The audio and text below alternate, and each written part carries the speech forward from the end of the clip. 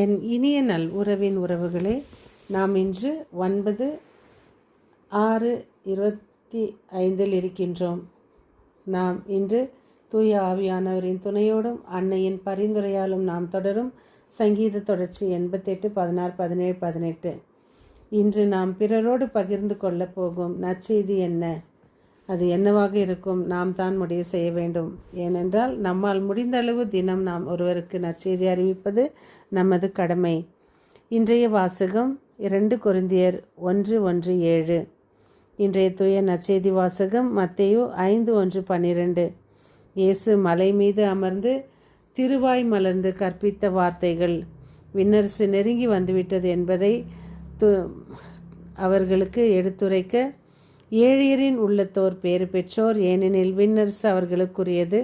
துயருறுவோர் பேறு பெற்றோர், ஏனெனில் அவர்கள் ஆறுதல் பெறுவர். கனி உடையோர் பேறு பெற்றோர், ஏனெனில் அவர்கள் நாட்டை உரிமை சொத்தாக்கி கொள்வர். நீதி நிலை நாட்டும் வேட்கை கொண்டோர் பேறு பெற்றோர், ஏனெனில் அவர்கள் நிறைவு பெறுவர். இரக்கமுடையோர் பேறு பெற்றோர், ஏனெனில் அவர்கள் இரக்கம் பெறுவர். தூய்மையான உள்ளத்தோர் பேறு பெற்றோர், ஏனெனில் அவர்கள் கடவுளை காண்பர். இந்த தூய்மையான உள்ளம் யாருக்கு இருக்கு? நாம் யார் இதுவரையில் கடவுளை கண்டிருக்கோம் என்பதை நாம் சிந்திப்போம். அமைதி ஏற்படுத்துவோர் பேறு பெற்றோர், ஏனெனில் அவர்கள் கடவுளின் மக்கள் என அழைக்கப்படுவர். நீதியின் பொருட்டு துன்புறுத்தப்படுவோர் பேறு பெற்றோர், ஏனெனில் விண்ணரசு அவர்களுக்குரியது. என் பொருட்டு மக்கள் உங்களை இகழ்ந்து துன்புறுத்தி உங்களை பற்றி இல்லாதவை பொல்லாதவை எல்லாம் சொல்லும்போது நீங்கள் பேறு பெற்றவர்களே. மகிழ்ந்து பேறு வகை கொள்ளுங்கள், ஏனெனில் விண்ணுலகில் உங்களுக்கு கிடைக்கும் கைமாறு மிகுதியாகும். இவ்வாறே உங்களுக்கு முன்னிருந்த இறைவாக்கினர்களையும் அவர்கள் துன்புறுத்தினார்கள். இயேசு திருவாய் மலர்ந்து கற்பித்தார். இன்றைய நற்செய்தியில் இயேசு ஒரு மலை மீது அமர்ந்து அவர்களுக்கு கற்பித்தது, சொன்னது. அவர்கள் கற்பித்தல் என்பது அதிகாரத்தை காட்டுகிறது என்பதா? அதே வேளையில் அவர் அமர்ந்து திருவாய் மலர்ந்ததெல்லாம் மிக மிக முக்கியத்துவம் பெற்றதா என்பதை நமக்கு உணர்த்துகிறது. எனவே நம் திருத்தந்தையும் ஆயர்களும் இருக்கையில் அமர்ந்து போதிக்கிறார்கள். இயேசு இன்று தனது மலைப்பொழிவில் தனது பணி வாழ்வில் நோக்கத்தை இரத்தின சுருக்கமாக சொல்லி நாமும் அதன்படி வாழ அழைக்கின்றார். நாமும் மகிழ்ச்சியோடும் இன்முகத்தோடும் இயேசுவின் போதனை பிறருக்கு கற்பிக்க நாம் முன்வருவோம். இன்று நான் பிறரோடு பகிர்ந்து கொள்ளப் போகும் நற்செய்தி என்ன? நாம் இயேசு நமக்கு கற்பித்த இந்த அனைத்து காரியங்களையும் சிந்திப்போம். நீதி உடையோர், நாம் நீதி நிலைநாட்ட முயற்சி செய்வோம். நாம் இரக்கம் காட்டுவோர், நாம் இரக்கம் பெறுவோம். அதேபோல் நம்மிடம் இருக்கும் ஒவ்வொரு குணங்களையும் இறைவன் இயேசுவுக்காக நாம் மாற்றி நம்மையே நாம் அனைத்தையும் விட்டு கொடுத்து கடவுளின் பிள்ளைகளாக வாழ முயற்சி செய்வோம். ஒரு குருவானர் தினமும் அவர்களுக்கு மாஸ் முடிந்த பிறகு பிள்ளைகள் அவரை சந்திப்பது வழக்கம்.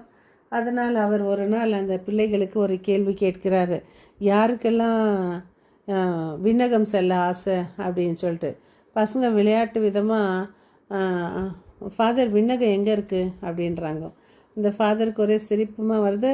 அப்போ நீங்கள், ஏன்னா ரொம்ப சின்ன பிள்ளைங்க, லோவர் ப்ரைமரி.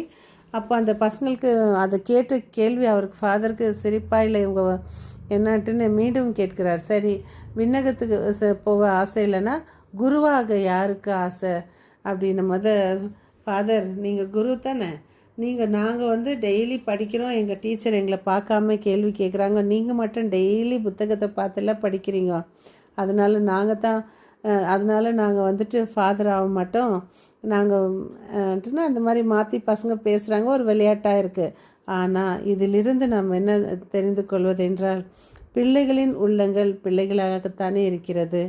அவர்கள் கருத்து உள்ளவர்களாகவும் கருத்தற்றவர்களாகவும் பேசும்போது அந்த ஃபாதருக்கு மிகவும் அந்த சூழ்நிலையை ஒரு சிரிப்பாக மாற்றி அப்போ அந்த பிள்ளைகளுக்கு ஒரு அறிவுரை கூறுகிறார். நான் படித்துத்தான் அதை சொல்ல வேண்டும். நீங்கள் கேட்கும்போது உங்கள் காதுகளை மட்டும் எனக்கு கொடுக்க வேண்டும். நான் படிக்கும்போது, நான் புத்தகத்தை பார்க்கும்போது உங்கள் கண்களும் காதுகளும் என்னை நோக்கி இருக்க வேண்டும் என்பது தான் இறைவனின் திட்டம். நீங்கள் அந்த நேரத்தில் அங்கே இங்கே பராக் பார்க்காம எங்களை கேட்கணும். நீங்கள் இப்போ உங்களை படிக்க சொல்லி உங்கள் டீச்சர் கேட்குறாங்கன்னா நாளைக்கு நீங்கள் என்னை போல் வரணும். அப்படின்னு அதை எடுத்து அவர்களுக்கு விளக்கி கூறுறாரு. அப்புறம் அந்த விண்ணகத்தை பற்றி அவங்களுக்கு விளக்கி கூறுறாரு. இதுபோல் நாம் சிறு பிள்ளைகளாக என்றுமே இருந்து இறை திட்டத்தை நாம் நிறைவேற்ற இறை மக்களாக மாறி இறை வார்த்தைக்கு செவிமடுத்து முடிந்த அளவு பிறருக்கு நற்செய்தியை அறிவிக்க முயற்சி செய்வோம். மீண்டும் சந்திக்கும் வரை உங்கள் அன்பு தோழி.